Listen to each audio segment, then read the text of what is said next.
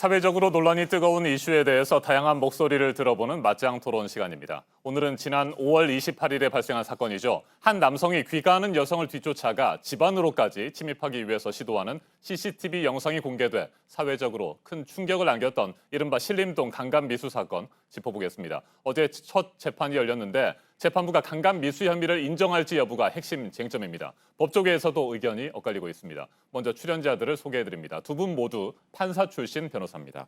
먼저 제 오른쪽으로 강간미수 혐의를 적용할 수 있다고 보는 의견을 가지고 계신 서기호 변호사 나오셨습니다. 안녕하십니까? 네, 안녕하세요. 네, 어서 오십시오. 그리고 제 왼쪽에 강간미수 혐의를 적용하는 것은 무리다 이런 의견을 가지고 계시죠? 신중권 변호사 나오셨습니다. 반갑습니다. 네, 반갑습니다. 네, 국민의 법 감정 뭐 이런 것들로 봤을 때는 강하게 처벌하는 것이 맞지만 맞습니다. 강간 미수 혐의를 적용하는 것은 무리다 이런 입장이신 거죠? 맞습니다. 네, 본격적인 토론을 진행하기에 앞서서 잘 기억이 나지 않거나 혹시 관련 뉴스를 모르시는 분들이 있을 것 같아서 당시에 사건 현장을 보도하는 리포트 잠시 보시고 토론 진행하도록 하겠습니다. 함께 보시죠.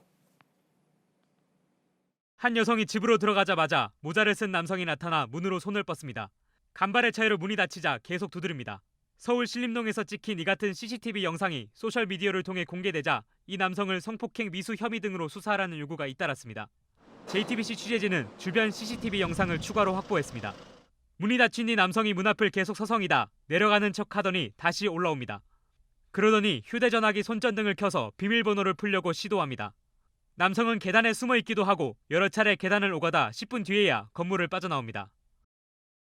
네, 관련 리포트 먼저 함께 보셨습니다. 여러 차례 이 영상을 볼 때마다 항상 뭐 여성뿐만 아니고요. 남성들도 섬뜩하다 그렇죠. 이렇게 느낌을 말씀하시는 분들이 많습니다. 그만큼 굉장히 무서운 사건이기도 하고요. 그래서 많은 분들이 아주 강하게 처벌을 해야 된다. 이런 의견들을 가지고 계십니다. 강간 미수 혐의를 적용해야 된다고 주장하는 분들의 생각도 바로 그래서이고요. 자, 두 분 모두 판사 출신이시잖아요. 예. 이 사건을 맡은 판사라면 나는 강간 미수 혐의를 적용하겠다, 적용하지 않겠다. 뭐 양쪽의 의견이 일단 있으시죠? 예. 그 의견을 기본적으로 한번 들어보겠습니다. 먼저 서기호 변호사님 말씀을 해주시겠습니까?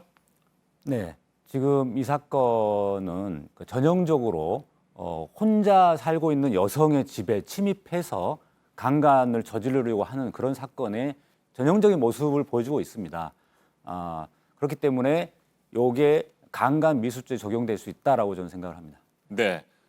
신 변호사님께서는 왜 적용하는 것이 무리라고 생각하십니까? 뭐 제가 보더라도 뭐 강간의 고의는 있어 보이긴 합니다. 네. 다만 이 사건에서는 강간죄가 적용하기 위해서는 실행의 착수가 있어야 되는데 과연 지금 여기 화면에서 보신 것처럼 단순히 문을 두드리거나 소리를 지른 것만으로 강간죄에서 말하는 폭행 협박이 있었느냐고 볼 수 있느냐, 이게 저는 쟁점이라고 생각을 합니다. 그래서 그런 면에서는 그 좀 폭행 협박이 있다고 보기는 좀 어려워서 강간죄에서 말하는, 그래서 이거는 강간 미수죄를 적용하기는 좀 무리라 이렇게 생각하고 있습니다. 네, 신중권 변호사님께서는 그렇다면 예. 강간 미수 혐의를 적용하는 것이 무리다고 한다면 어떤 혐의를 적용하는 것이 타당하고 어느 정도의 형량이 적당하다고 보십니까? 예, 제가 보기에는 우선 주거침입죄는 성립할 것 같고요. 네. 그다음에 문을 두드리는 행위 같은 것은 폭행죄에도 해당할 수 있을 것으로 보이고, 또 제가 듣기로는 또 안에다 대고선 막 협박하는 네. 정도의 말을 했다는 얘기를 들었거든요. 그럼 마찬가지로 또 협박죄가 적용될 수 있을 것 같습니다.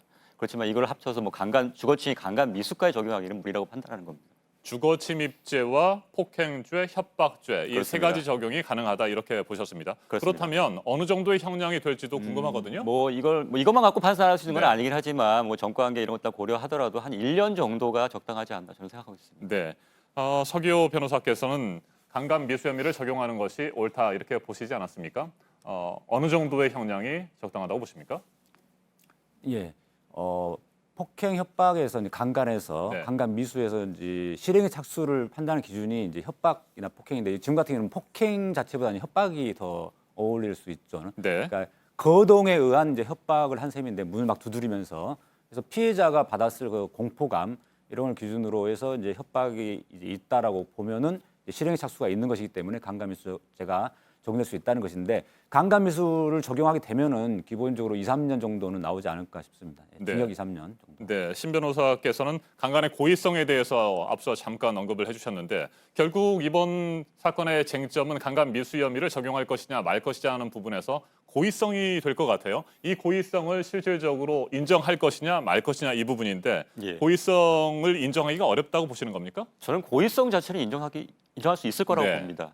다만 근데 이 고의를 인정하는 부분하고 실행에 착수가 있느냐를 보는 거하고는 별개의 문제거든요. 네, 그러니까 저기 보면 뭐 여자 혼자 사는 집에 계속 따라와서 그런 행동을 하는 것. 그다음에 특히나 만약에 다른 고의가 있었다 그러면 뭐 아니 없는 상태에서 몰래 침입하거나 아니면 그 복도나 엘리베이터 안에서라도 뭐 추행이든 뭐 다른 행위가 이루어질 수 있는데 집까지 들어가려고 한 걸 봐서는 강간의 고의는 있어 보입니다. 다만 이제 실행에 착수가 있느냐 이 문제 때문에 저는 인정할 수 없다는 부분 판단입니다. 네. 그런데 또 다른 이유를 댈 수도 있지 않겠습니까? 이 피의자가 그래서 나는 예. 뭐 강간의 고의가 없었다라고 주장을 한다고 한다면 예, 그렇습니다. 이 고의성을 입증하는 것 자체도 쉽지 않을 수도 그렇습니다. 있을 텐데요. 굉장히 이 어떻게 부분은 보십니까? 어렵습니다. 만약에 극단적으로는 말하면 나는 강간보다는 강도의 고의가 있었다고 주장할 수도 있습니다. 그렇죠. 예, 그러니까 이거는 사실은 그 피고인의 진술만으로 판단할 수 있는 부분은 아니고요. 여러 가지 객관적인 사항을 종합했을 때 어떤 고의를 인정하는 것이 맞느냐라고 판단할 수 있을 것 같습니다. 네, 서기호 변호사께서는 강간의 고의성이 인정되고 또 실제 강간을 위한 실행에 착수했다 이렇게 보시는 겁니까? 예, 그렇습니다.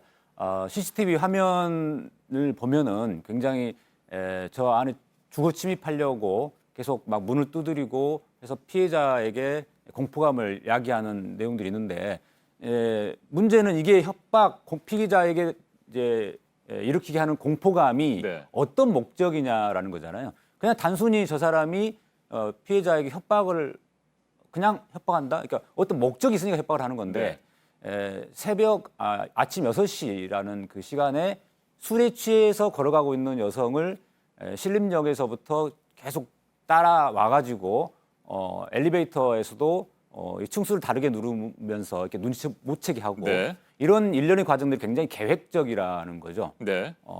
그렇기 때문에 바로 실행의 착수가 인정이 된다라고 이제 저는 보는 것이고 그런 계획적인 계획적으로 따라왔던 측면 네. 요까지 고려가 돼야 된다라고 생각합니다. 네. 실행에 착수했다고 보는 측에서는 또 이 같은 주장을 하고 있습니다. 실제 그 집에 들어간 것은 아니지만 그 집이 있는 건물 안으로 들어간 거. 예. 이게 주택 침입죄가 되지 않겠습니까? 주택 침입한 것만 가지고도 강간의 실행 단계로 볼 수 있다. 뭐 이런 의견들도 있거든요. 그렇게 보시는 겁니까? 예, 그런 것도 있는데요. 이제 그 언론 보도에 보면은 저때 이제 피의자가 지금 막 문을 두드리면서 물건을 습득한 게 있는데 그거 주러 왔다 이런 말을 했다는 거거든요. 네. 예, 그런 건데 이제 본인은 진술이 그냥 뭐 술 한 잔 더 마시려고 했다 또는 뭐 말을 좀 걸어보려고 했다든가 이런 식으로 변명을 하고 있는데 이런 부분들이 전혀 일면식도 없는 사람에게 할 수 있는 행동은 네. 아니라는 겁니다. 네. 강간 실행 단계에 들어갔다라고 보는 서기호 변호사님의 의견에 대해서 신 변호사께서는 어떻게 반론을 하시겠습니까? 예, 이 사건 뭐 주거침입 강간죄 같은 경우에는 주거침입을 죄를 범한 자가 강간했을 때 성립하는 겁니다. 그래서 주거침입은 당연히 성립하는 거고요. 그 이후에 이제 강간죄가 성립하기 위해서는 아까 말씀드렸듯이 실행의 착수로서 폭행 협박이 있어야 되는데 이 형법상의 폭행 협박을 규정하는 건 굉장히 많습니다. 네. 그중에서 강간죄는 최협의의 폭행이라고 해서 한 거를 불가능하게 하거나 아니면 현저히 곤란하게 하는 경우를 생각하는 걸 수 있는데 이 경우 같은 경우에는 공간적으로 분리돼 있단 말이에요. 안과 밖이라는 공간. 이 상태에서 단순히 문을 두드리고 소리를 지르는 것만으로 한 거를 불가능하거나 곤란하게 할 수 있는 상황인 거냐. 이거는 좀 저는 그렇게 보지 않는다는 거죠. 그래서 대부분의 이 주거침입 강간죄가 성립한 걸 보면 같은 공간에서 신체적인 접촉은 없다 네. 하더라도 물건을 뭐 부시거나 던지거나 소리를 지르거나 협박을 하는 경우에는 주거침입 강간죄가 성립할 수 있지만 이 경우처럼 공간이 분리된 경우에서 성립된 경우는 없거든요. 그래서 이 경우에도 마찬가지로 저는 그 강간죄에서 말하는 폭행 협박이 있다고 보기는 어렵다 이렇게 판단하고 있습니다. 네. 신 변호사의 의견에 대해서 서 변호사께서 반론하시겠습니까? 예, 아까 동영상에 보면은 이제 휴대전화에 그 플래시를 켜가지고 비밀번호를 이제 찾아서 눌러보려고 하는 네. 시도를 하는 걸 볼 수 있는데 저 상황에서 이제 공간적으로 분리되어 있기 때문에 저거를 이제 어떤 물리력을 행사해서 문을 이제 뭐 부수거나 이렇게까지 하기는 상황은 어려운 상황입니다. 실제로 그런 행동을 한 건 아니고요. 다만 이제 비밀번호를 아까 피해 여성이 들어갈 때 뒤에 따라섰기 때문에 봤을 수가 있는 것이고 그래서 그 비밀번호를 눌러서 얼마 전에 들어갈 수도 있는 상황이기 때문에 저 안에 들어가 있는 피해 여성 입장에서는 혹시라도 저 남성이 비밀번호를 알아내 가지고 누르고 들어오지 않을까 이런 두려움을 느낄 수도 있다라는 것이죠. 네, 신 변호사께서 다시 반론하시겠습니까? 예, 뭐 단순 뭐 저도 충분히 그런 피해자가 느꼈을 공포나 이런 네. 것들은 충분히 이해갑니다. 다만 그 피고인한테 고의가 있다는 것만으로 실행에 착수가 없는 상태에서 그 처벌하는 것은 마치 범죄를 내가 마음속에 품고 있다는 것만으로 처벌하겠다는 거랑 마찬가지 개념이거든요. 따라서 이것들은 실행에 착수가 명백하게 객관적인 사정에 드러나지 않는 경우에는 단순히 처벌 필요성만으로 그렇게 강간 미수죄를 인정하기는 어렵다는 생각입니다. 네. 피고인은 술에 취해서 기억이 나지 않는다 이렇게 주장을 하고 있습니다. 그리고 그 피고인의 휴대전화 등에서 뭐 강간과 관련된 메시지라든지 뭐 이런 혐의를 입증할 만한 또 증거도 없는 상태고요. 예. 이런 상황에서 검찰의 공소 유지 또 재판부의 재판 진행 이런 부분들은 어떻게 전망하시는지 궁금합니다. 서 변호사께서 말씀해 주십시오. 저는 한 가지 좀 주목해야 될 부분이 맨 처음에 이 사건이 언론 보도됐을 때만 해도 강간 미수 적용하기 어렵다는 게 중론이었습니다. 네. 그리고 경찰도 긴급 체포할 당시에 주거 침입으로만 이제 긴급 체포를 했는데요. 그런데 막상 수사를 해보니까 수사를 하면서 동영상을 좀 분석해 보니까 저런 좀 계획적으로 치밀하게 이제 범행을 준비한 부분이 좀 드러나고 막 이렇게 침입하려고 하는 시도. 그 다음에 또 한 가지는 이제 언론의 보도는 잘 안 나옵니다만 네. 피해자 진술이 굉장히 중요한데 네. 피해자가 어떻게 진술했는지. 피해자가 그 당시에 굉장히 10분여 동안 굉장히 극도의 공포감을 느꼈다라는 그런 진술을 했을 가능성이 많고요. 또 한 가지는 이제 전과를 확인해 보니까 과거에 저런 비슷한 형태로 해가지고 뭐 강제추행한 전력이 있더라, 네. 처벌한 전력이 있더라. 이런 점들이 이제 종합적으로 가만히 되다 보니까 구속영장까지 신청하게 됐고 판사도 그거를 구속영장을 발부를 했거든요. 네. 그렇다고 하면 우리가 언론 보도에 나오지 않은 어떤 수사 기록상에 여러 가지 굉장히 좀 강간 미수로 볼 수 있는 여러 가지 증거들이 더 있을 것으로 저는 생각이 됩니다. 네, 서 변호사께서 잠깐 언급을 하셨습니다만 2012년에도 모르는 여성을 따라가서 강제로 추행을 했던 적이 있다고 해요.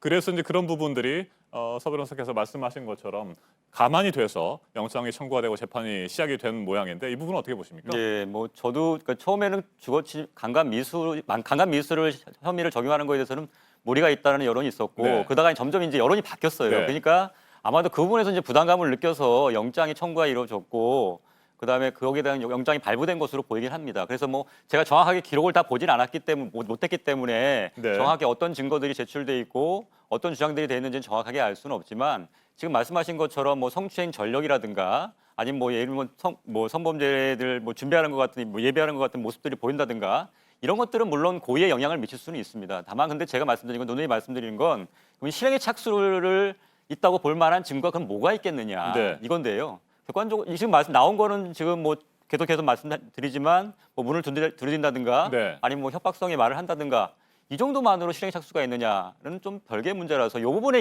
입증이 제대로 되지 않는다 그러면 아니 다른 부분이 입증이 된다 하더라도 유죄를 인정하기는 좀 어렵다 이렇게 판단하고 있습니다. 네. 재판 과정에서 고의성 이런 부분들을 입증할 수 있는 예. 그 부분이 가장 큰 쟁점이 되겠군요. 자, 과거에도 이 비슷한 사례들이 좀 있지 않았습니까? 이제 91년도에도 이제 비슷한 사례로 네. 해서 강간 미수가 적용된 사건이 있었는데요. 그때는 좀 문을 두드리고 막 하는 부수려고 하는 듯한 태도를 보이는 행동이 굉장히 거칠고 그랬던 사안이어서 네. 지금 사안하고는 약간 다르긴 합니다. 지금 동영상을 보면 뭐 문을 부술 듯한 태도 그런 건 아니지 않습니까? 그런 점 때문에 좀 상황이 다르다라고 이야기하시는 분도 있는데 이제 제가 또 한 가지 좀 주목해야 될 부분이라고 생각하는 거는 시대적 변화입니다. 과거와 달리 지금 혼자서 1인 거주하는 이제 네. 여성들이 많이 늘어나고 있고 특히 그 형태가 이제 원룸이라는 형태거든요. 그러다 보니까 혼자서 원룸에서 사는 여성들을 대상으로 하는 그 소위 말하는 이제 강간 범행들이 많이 이제 늘어나고 있고 지금 저 동영상에 나와 있는 그 가해 남성도 모자를 푹 눌러 쓰고 네. 이렇게 따라왔던 것처럼 보듯이 그러한 의도하에 이제 따라온 것으로 보이고 그렇기 때문에 과거에는 강간 미수의 그 실행의 착수를 볼 때 공간적으로 함께 있는 장소에서 피해 여성에 대한 직접적인 폭행 협박이 있을 때 주로 네.